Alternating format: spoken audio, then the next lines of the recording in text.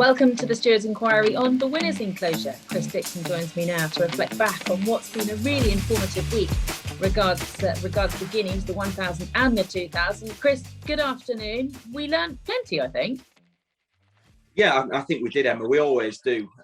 We've been probably chatting, you and I, a little bit too long in these programmes about the flat season really getting underway. It probably tells a story about flat or jumps where our hearts and interest really lies, I guess, because it wasn't long after Cheltenham that we were looking forward to the flat. But I was looking forward to the flat way before Cheltenham.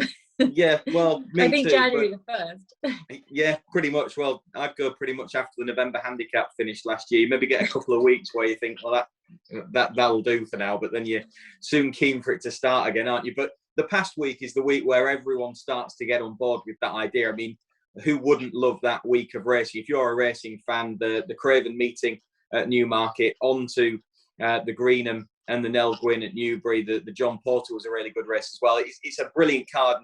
Alongside the highlight group races, which are trials for the classics, you get some very strong novice and maiden races, horses with brilliant pedigrees lining up against one each other at very early stages of their careers. The handicaps are extremely competitive. So just by taking in all of that racing over the last week, it is a source of real sort of information for the flat season ahead if you're going to be looking at these good races along the way. And the dream is still alive for some, and the bubble has been burst already in the middle of April for others. But the obvious starting place is the Craven meeting, as you touched on it. And we'll start with the fillies trials first, and we'll start with the Nell Gwyn, which was won by Sacred for William Haggis, who got the better of Saffron Beach for Jane Chapel-Hyam, and they drew a couple of lengths clear of the third. How strong do you think this race was? They're both in the mix for the Guineas, and they're both going to go there. Yeah, they're both going to go there. The Guineas looks very open, doesn't it? I mean, we'll get on to having a proper look at it in a second, but the market leader and very strong market leader in the betting recently has been Santa Barbara, who's just got a Curragh maiden win to her name at this stage. But with a 1.5 mile pedigree. Yeah, with a 1.5 mile pedigree. She's by Camelot, isn't she? So, you know, you're kind of looking at that and thinking, well, it is a very open-looking race. I was impressed by Sacred. I thought the most impressive bit was just under 2 furlongs out. Her and Love Is You were in a similar position, really. They were side by side. Love Is You was just angling out, and that enabled Sacred to angle out. Sacred then quickened up very sharply between horses, and in that moment, very quickly opened up a healthy lead, and then was maybe just idling a little bit in front. I'm not sure, but she didn't necessarily hit the line like a filly that was definitely going to improve when she goes up to a mile. I think she's got a lot of pace about her. She's obviously got a very good turn of foot. It's a step up in the Guineas in terms of increased stamina test from this, and that would just worry me a little bit. But you couldn't be anything but impressed by her on the day. And as I say, I loved that bit of the race where she just very quickly left Love Is You behind. Love Is You eventually finished in 3rd spot, and she was kind of holding her position through the final half furlong in the manner of a filly that you would think would probably be suited by going up in trip when she does. So she's going to find some improvement. But Sacred, a full value winner on the day. It's just whether or not I believe she's going to improve enough over a mile to win, because you've mentioned what's the form like. It's good, but it needs to be improved upon. Will she improve in the Guineas up in trip? I'm not so sure. Yeah, no, I agree. There were certainly doubts about whether she was going to stay the other day, and she did. I actually, of the two, prefer the second, because she definitely will stay. And I think she'll come on for that. And I thought it was quite a promising run from Saffron Beach. Yesterday's Fred Darling at Newbury produced a good finish with Andrew Balding's Alcohol Free coming out just in front. I mean, there were slight reservations about whether she would stay, last year's Cheveley Park winner. She did, but there would be bigger reservations for me about her staying a mile. Yeah, she'll give herself every chance by her attitude and the way that she keeps on trying, because she's tremendously game, and it's not the first time we've seen it for her. To go with all that ability that she's got a tremendous attitude. But my worry going into the Fred Darling was whether or not she would properly see out 7 furlongs. She obviously did, but a mile with an uphill finish is another story, I suppose. At least she's got that track form, so we know that she handles the dip at Newmarket absolutely fine, because she won the Cheveley Park over 6 last year. But again, the question is whether or not she's going to quite have the stamina for a mile. There's plenty of Guineas winners, both 1,000 and 2,000 that will get beyond that. They'll stay 10 furlongs in time. You mentioned the favourite Santa Barbara with that middle distance pedigree.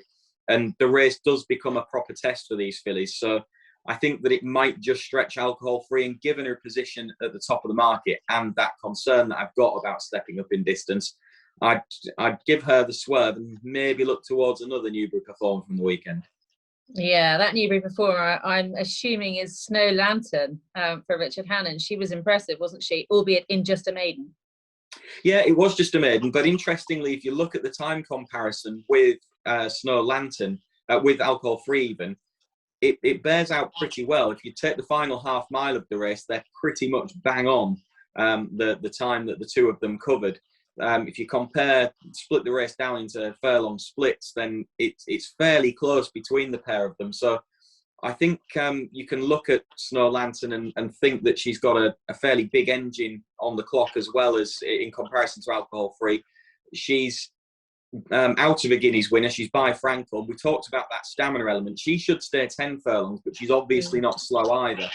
And I think with that run behind her, from an experience point of view, as much as anything else, she is going to improve a bit. Her Ascot debut form last year worked out very well, and she's going to be one that progresses quite a lot. Again, I think with this behind her. So if I was looking at having one of them to back in the Guineas right now, I would prefer to back Snow Lantern and alcohol free. Yeah, Richard Hannon was glowing about her afterwards. He spoke very, very highly of her. And as you've just said there, she's got a proper pedigree.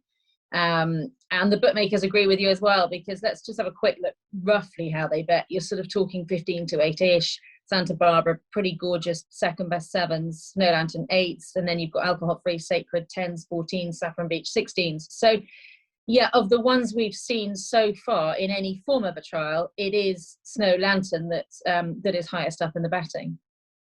Yeah, it is. So the market kind of agreeing with that view, I suppose. But I suspect that she's going to be able to run to a much higher level than she has done already.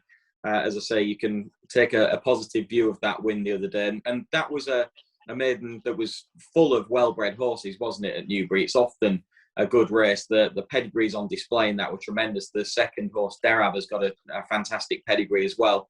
But I was really impressed by Snow Lantern. I think she's going to improve. So she'd be my idea at the minute. I mean, Santa Barbara, you kind of have to take on board that she has been so strong in the market for a few months now, given her connections. Just on the form book, you're kind of struggling to make her the price that she is. But you've got to factor in how much money there has been around for her, how much she's shortened up, and the level of depth that her stable and operation have in the division. Well, what's interesting, as we briefly touched on, she's bred to get a lot further, certainly 10 furlongs, maybe 12. And she has just won a maiden, and yet she's shorter than 2 to 1 to win a classic. Aidan O'Brien has certainly spoken very highly of her, and the one thing that's come out of the yard is her homework has been exceptional. And if you didn't know anything about her pedigree, you know, they would say she's got tons of speed. And if that's the case, she's going to be very smart, isn't she? She is, and I think if you take a look at Aidan O'Brien's domination in both Guineas, he's regularly won each race with horses that stay further. If you go through his 1,000 Guineas winner, they tend to get beyond a mile, don't they? I mean, look at Love and the way that she went on, and impressed in the Oaks. So you kind of looking at her and thinking there is likely to be plenty of progress to come from Santa Barbara. And we're saying, yes, she's only won a maiden, and yet I'm sat here being extremely positive about a horse in Snow Lantern that's only done the same. So I think it might be the case that we're looking away from the proven group level performers and looking at those very well-bred horses with all of that potential. It's the price that turns me off Santa Barbara at this moment in time and pushes me towards Snow Lantern. Okay, well, I think the favourite could be very interesting, could be very good. Any vibe I've had has been exceptionally strong over the last couple of months. But as you say, ploughing in at that price is not particularly original, given she has just won a maiden. My each way selection in the race would be Saffron Beach. I think she'll improve for the mile and for the run. And I think Jane Tupperheim's got a very good record at Newmarket in these big races, and she does well with just a small team of horses. On to the Colts and the 2,000 Guineas. now this is much more open. We'll start with Tactical and the free handicap, which was a fitting winner for the Queen. And I thought got a tactically very strong ride from O'Sheen, bagged the rail, and it was going to be difficult to pass him. Yeah, and I think that proved to be a winning formula on that day, didn't it? That set of tactics with the wind, I think, a helping hand as well. Obviously, the free handicap, he defied a high enough mark, but he is, I think, generally just looking through those horses in the free handicap, there were a bunch of horses that were probably about summed up by their handicap mark. And Tactical will have to progress again in order to go on and win a Guineas. It didn't look to me like a piece of form that was going to be strong enough to warrant throwing up or being confident about throwing up a Guineas winner. And as you say, a good tactical ride, everything went right. It won't be quite so easy to pull off that kind of thing in the bigger field in a Guineas. No, I totally agree with you. The horse that impressed me most throughout the whole meeting was Charlie Hills's Mutasabek. He won the conditions race by 6 lengths, beating Noble Destiny. Not in the Guineas, but he is priced up at about a 7-1 shot. Best of the British, actually, on the betting here. And they're not decided what they're going to do yet, because he has just won a conditions race. And I think mentally they say it may come too soon. But I think the way he won that, they've got to be very tempted, haven't they? You'd have to think that they're going to be having a look. They obviously took the decision to not have him in the Guineas at this point because, as you said, concerns over whether it would just be a little bit too soon. And they might well decide that that is still the case. A win in a small field conditions event doesn't necessarily change that view. And it could be that they let other horses do battle in the Guineas and maybe take a slower approach towards getting him to peak more in the middle to end of the season. Maybe Royal Ascot is when they'll decide to take on the Guineas horses potentially, rather than go to the expense as much as anything else at this point of putting him in a Guineas. They've obviously got other races that they can run in. So the danger with trying to go with him at this point is, for a Guineas, is whether or not he will run. If, in terms of level of ability, I think you can look at where he's at and think he won't be a million miles behind where the Guineas horses are come the end of the season. Like you, I was tremendously impressed with him. The time was rapid. Yes, it kind of all panned out on the day, didn't it? Wind-assisted front-running ride kind of thing again. But you couldn't help but think second time out that was a mighty performance from Mutasabek, and Charlie Hills has definitely got another good horse in his hands. Like you, over and above anything else during the course of the meeting, I was probably more impressed by him than anything else. What about the key trial, the Craven, which was a 1-2 for Charlie Appleby, Master of the Seas, beating his stablemate, who he probably had a harder passage and got up close home. How taken by this performance were you? Yeah, I was impressed. I like the way that he picked up once he was asked. I think the run of the race helped him. I think he got a very good ride from William Buick. He's obviously a little bit of a tricky customer, isn't he? He was wearing the hood for the first time. And you kind of sense that he didn't go into the weekend as Godolphin and Charlie Appleby's leading horse with the Guineas in mind. One ruler looks to be that horse. Now, maybe Master of the Seas has shoved himself up the pecking order. You have to assume that he kind of has.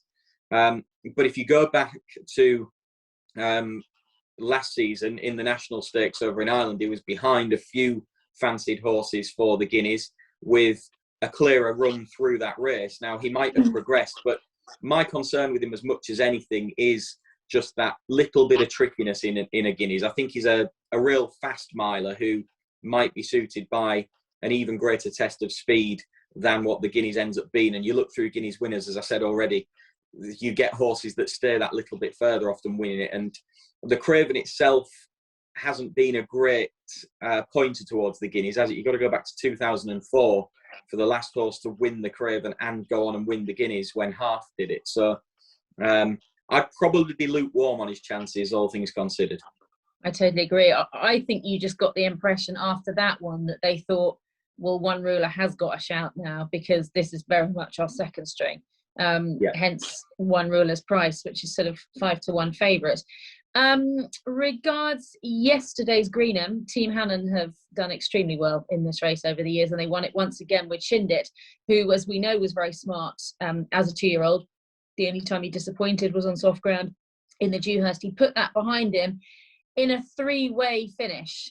How strong do you think the form of this race was?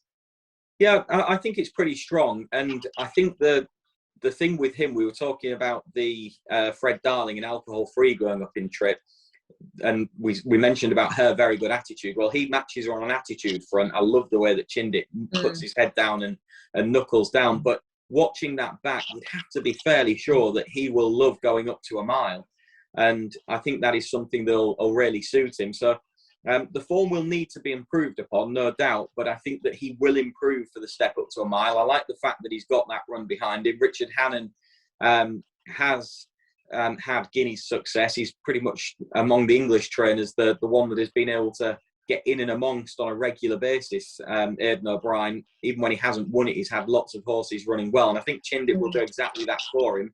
And the Greenham as a trial has got a more recent winner on its CV than the Craven, because Frankel obviously won it back in 2011. I'm pretty sure he was the last horse to go on and do the double, but other horses, the likes of Kingman, have come out and run well on the back of a Greenham success in the Guineas. Okay, well, let's just have a rough look how they bet. One ruler heads them at about 5-1. These prices are variable depending on, obviously, which bookmaker you go to. Battleground at about 6. St Mark's Basilica, again, the Dewhurst winner. Wembley, another one of Aidan O'Brien's. So, I mean, Aidan has 3 of the top 4 in the betting. Thunder Moon for Joseph at 7s, and then Mutasabek, who has got to be supplemented at 8s, Master of the Seas at 10s. Looking at the Aidan O'Brien trio, which to you of those makes most appeal? It's pretty tight between them. St Mark's Basilica and Wembley were first and second in the Dewhurst. I think they'd be the 2. I think I'd probably lean towards Wembley. Yeah, me too. And to get to reverse that form with St Mark's Basilica. I suppose Thunder Moon, who represents Joseph O'Brien, might just about top my list. I love the way that he went through the Dewhurst, and just wonder whether the soft ground saw him flatten out a little bit. He obviously had the other 2 behind him when he won the National Stakes, didn't he? And on that occasion, he had the Craven winner, Master of the Seas, in behind all of them. So I think it's very, very tight between the 3, and I probably want to keep on thinking about it before fully nailing my colours to the mast in a way. But as you've asked the question, of the O'Brien contingent at the minute, I think Wembley tops the list for me. But I think they might both be trumped by the horse that was behind them in the Dewhurst in Thunder Moon, providing that we get quick ground come the Guineas. Okay. Well, yeah, the weather's looking pretty good at the moment, isn't it? No sign of any rain. People already starting to complain that the ground's drying out too much. But from where I'm sitting, it's all quite nice. Okay, so that's sort of a brief analysis of that. And on that note, we've just said, well, between the O'Briens, they've got 4 of the top 5 in the betting, a bit like what happened at the Curragh on Saturday. They had 5 of the 7 winners between them, with Aidan having 4. So they've got their team in great form. They're very straight and they're bang on it. They are. Well, no, it's not the biggest surprise. Although you kind of think back to previous seasons, and there seems to be a chat year in, year out, really, about Aidan's horses. They don't necessarily hit the ground running, and they will improve for the outing, doesn't there? But they're still winning races this time around. If they're going to improve, then which plenty of them obviously will, then he's going to have some season once again. I was really impressed by Broome the other day. It's good to see him getting back on track. Interested to see what they end up doing with him, because obviously he was 4th in a derby. He's been winning over shorter distances early on this season, but you would think that they'll tilt back up in trip eventually with him. But they are in extremely good form. Joseph O'Brien, as we know, he is a rising force all the time, and he's sort of the biggest challenger to his dad in many ways. And Donecker will be on the scene at some point as well, I'm sure. So they're getting hold of the best bred horses, aren't they? But you've got to then deliver with those best bred horses, which the O'Briens do time and again, and it's just an unbelievable operation, really. Good stuff. Chris, thank you very much, as always, for joining us. We will probably talk to you or Martin later on in the week. And of course, we'll be looking ahead to what lies ahead at the weekend. Have a good week. And you.